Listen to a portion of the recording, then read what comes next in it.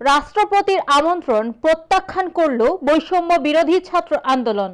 মহান বিজয় দিবস উদযাপনের অনুষ্ঠানে যোগ দিতে বঙ্গভবনে রাষ্ট্রপতির আমন্ত্রণ প্রত্যাখ্যান করেছে বৈষম্য বিরোধী ছাত্র আন্দোলন। সোমবার 16 ডিসেম্বর দুপুরে বৈষম্য বিরোধী ছাত্র আন্দোলনের সেল সম্পাদক দপ্তর সেল জাহিদ আহসানের পাঠানো বার্তায় এ তথ্য জানানো হয়। প্রেস বিজ্ঞপ্তিতে বলা হয়েছে, মহান বিজয় দিবসে ফ্যাসিবাদী শাসনের সঙ্গে সংশ্লিষ্ট রাষ্ট্রপতি মোহাম্মদ শাহাবুদ্দিন কর্তৃক বঙ্গভবনে বিজয় দিবস উদযাপনের আমন্ত্রণ বৈষম্য বিরোধী ছাত্র আন্দোলন প্রত্যাখ্যান করেছে।